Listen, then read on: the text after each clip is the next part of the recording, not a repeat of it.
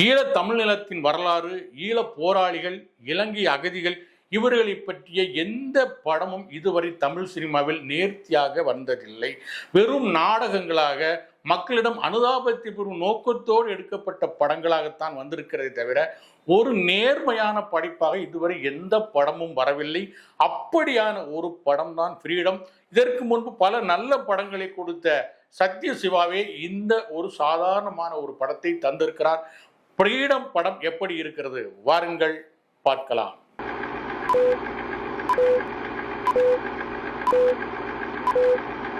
ஒலிபெருக்கி நேயர்கள் அனைவருக்கும் அன்பு வணக்கம். இந்த வாரம் வெளிவந்திருக்கிற படம் ஃப்ரீடம், சுதந்திரம். இந்த படம் இலங்கை தமிழ் மக்களை, இலங்கை அகதிகளை மையமாக வைத்து எடுக்கப்பட்ட படம் என்பது ஏற்கனவே அறிவிக்கப்பட்ட ஒன்று. இதற்கு முன்னாடி கழுகு, சிவப்பு மாதிரியான நல்ல தரமான படங்களை தந்த சத்ய சிவா தான் இந்த படத்தை இயக்கியிருக்காரு. ஆனால் அந்த படங்களில் இருந்த நேர்த்தி, அந்த படங்களில் இருந்த அழுத்தம் இந்த படத்தில் இல்லை.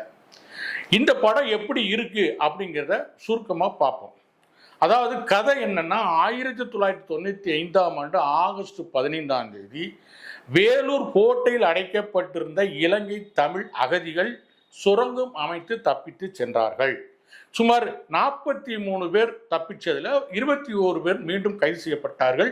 மற்றவர்கள் எல்லாம் கடல் வழியாக பல்வேறு நாடுகளுக்கு தப்பி சென்று அந்த நாடுகளின் அகதியாக இறங்கி இன்றைக்கு உச்ச நிலையிலே கூட இருக்கிறார்கள். இப்படியான ஒரு வீர வரலாற்றை, ஒரு வீர நிகழ்வை, ஒரு வீர சம்பவத்தை மிக எளிய, மிக சாதாரணமான ஒரு திரைப்படமாக தந்திருக்கிறார் சத்யசிவா. இந்த படத்தில் அவர் முன்னாடியே என்ன சொல்றாருன்னா, அதாவது இந்த படம் 95 நடந்த உண்மை சம்பவத்தின் அடிப்படையில் எடுக்கப்பட்ட படம். அதை தழுவி தான் எடுத்திருக்கிறோம். ஆனால் இதில் வர்ற கதாபாத்திரங்களும் மற்ற விஷயங்கள் எல்லாமும் புனைவே, கற்பனை அப்படிங்கிறத தெளிவாக சொல்றாரு. ஈழத்தில் வாழ்ற ஒரு வீரமிக்க இளைஞர் சசிகுமார் அந்த உள்ளூர் மக்களுக்கான நியாயத்துக்காக தொடர்ந்து போராடுறாரு. இதனால அவருக்கு பல பிரச்சனைகள் வருது. அங்கே யுத்தம் அதிகரிக்கும் போது அங்கிருந்து அகதிகளாக ஒரு செட்டு அப்படியே ராமேஸ்வரத்துக்கு வர்றாங்க. அதில் முதல்ல அவர் மனைவியை அனுப்பிச்சு விட்டுறாரு. பின்னாடி அவர் ஒரு 7-8 மாதத்துக்கு பிறகு அவர் வருகிறார். அவர் வரும்போது அவரையும் அவர் மனைவி அடைக்கப்பட்டிருந்த அந்த ராமேஸ்வரம் அகதிகள் முகாமில் அடைக்கிறாங்க. இந்த மாதிரி சூழ்நிலையில் தான் ராஜீவ்காந்தி படுகொலை ஸ்ரீபெரும்புதூர்ல நடக்குது.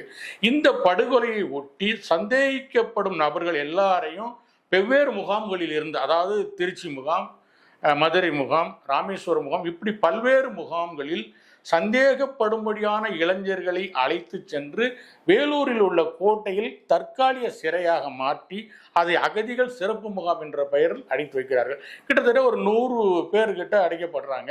வழக்கு, ராஜீவ்காந்தி கொலை வழக்கு தொடர்ந்து நடக்குது.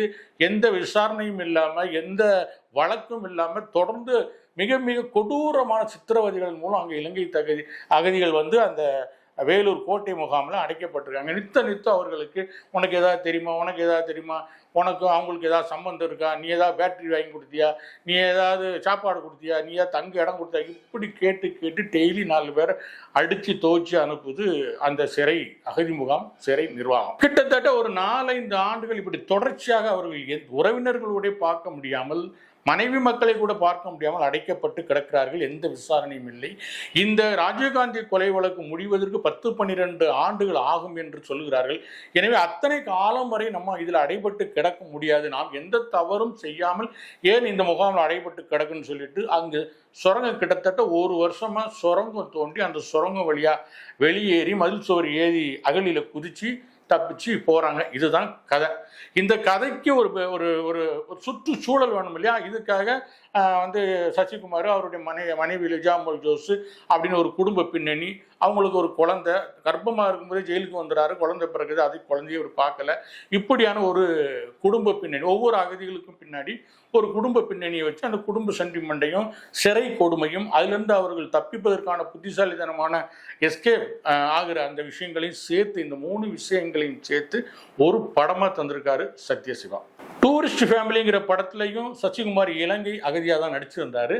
அந்த படம் முழுக்க முழுக்க காமெடி நகைச்சுவை வழியாக இலங்கை தமிழர்களின் நிலையை, இலங்கை அகதிகள் தமிழ்நாட்டில் சர்வைவல் ஆகிறதுக்கு என்ன மாதிரியான சிரமங்களை அனுபவிக்கிறாங்க அப்படிங்கிற விஷயத்த ரொம்ப காமெடியாக சொல்லியிருந்த படம் தான் டூரிஸ்ட் ஃபேமிலி. இந்த படமும் கிட்டத்தட்ட அதே தான், ஆனால் அதுலேருந்து முற்றிலும் மாறுபட்டு இது ஒரு கடுமையான களத்தில் இந்த கதை சொல்லப்படுது. ஏன்னா இவர் வரும்போதே கைது செய்யப்படுறாரு, சிறை கொட்டடியில் அடைக்கப்படுறாரு, சிறையில் பெரும் கொடுமைகள், இதனால் எழுகிற கோபம், தப்பித்தல் அப்படிங்கிற மாதிரியான கொஞ்சம் கூட காமெடிக்கு ஒரு சிறிதும் வழி இல்லாமல் முழுக்க முழுக்க ஒரு சீரியஸான படமாக இந்த ஃப்ரீடம் படம் வந்திருக்கு. சசிகுமார் வழக்கம் போல் நல்லா நடிச்சிருக்காரு. அந்த படத்தில் எவ்வளோ யதார்த்தமாக நடித்தாரோ இந்த படத்துலையும் அதே யதார்த்தத்தை நடிச்சிருக்காரு. சில காட்சிகள் கொஞ்சம் ஓவர் ஆக்டிங் பண்ணுறாரு, ஆனால் அது தவிர்க்க முடியாத இடமா தான் அது இருக்குது. அப்புறம் அவர் மனைவியாக நடிச்சிருக்க லிஜாமுல் ஜோஸ், நம்ம ஜெய்பீம் படம் ஃபுல்லாக ஒரு கர்ப்பிணியாக வருவாங்க. அதே மாதிரி இந்த படத்துலையும் ஒரு கர்ப்பிணியாக வர்றாங்க. மீண்டும் ஜெய்பீம் படத்தை திரும்ப பார்த்த மாதிரியான நடிப்பை தான் இந்த படத்தில் லிஜாமுல் ஜோஸ் கொடுத்துருக்காங்க. அப்புறம் மு ராமசாமி அவர் ஒரு அகதியாக வர்றாரு. நம்ம பாய்ஸ் மணிகண்டன் அவர் வாய் பேச முடியாத ஒரு அகதியாக வர்றாரு. இப்படி அந்த சிறையில் வருகிற வெவ்வேறு கைதிகளுக்கும் வெவ்வேறு குணாதிசயங்களை கொண்டு இந்த படத்தோட திரைக்கதையை அமைச்சிருக்காரு.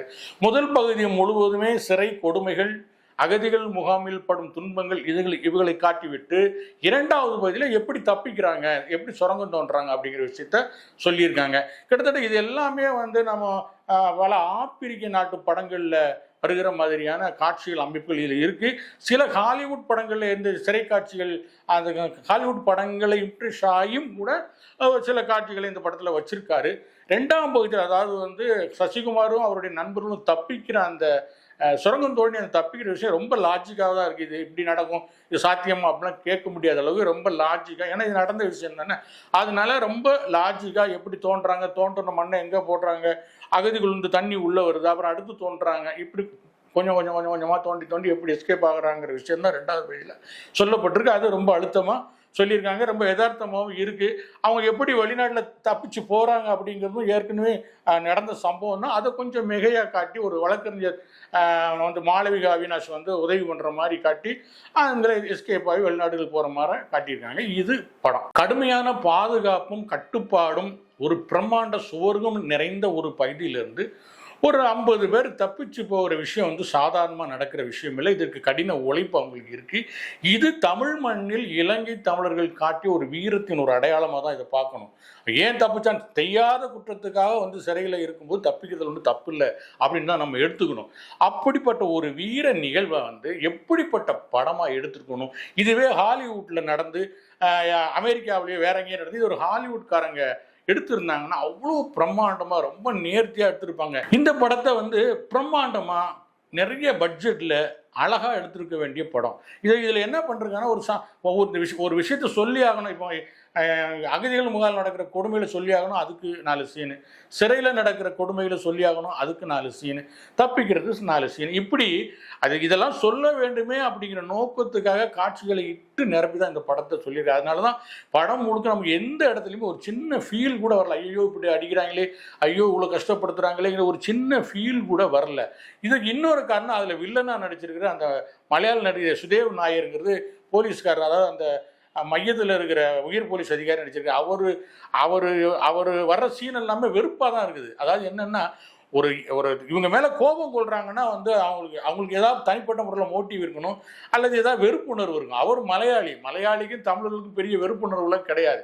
இதே ஒரு நார்த் இந்தியனாக இருந்தால் கூட தமிழர்களை பிடிக்காது, அதனால ஒரு வெறுப்பாக இருக்காரு அப்படிங்கிற மாதிரி காட்டலாம். இல்லை ஏதாவது தனிப்பட்ட முறையில் அகதிகளால் அவர் பாதிக்கப்பட்டிருந்திருக்காரு அப்படிங்கிற ஏதாவது ஒரு முன் விரோதத்தை ஒரு இதை காட்டியிருந்தால் தான் அந்த கேரக்டர் ரசிக்கப்பட்டிருக்கும். சம்மந்தமே இல்லாமல் தமிழர்கள்னாலே வெறுப்பை காட்டுறதும் அடிக்கிறது உதைக்கிற மாதிரியான காட்சிகள் எரிச்சலை தான் தர்றதே தவிர அதை ரசிக்கிறபடி இல்லை.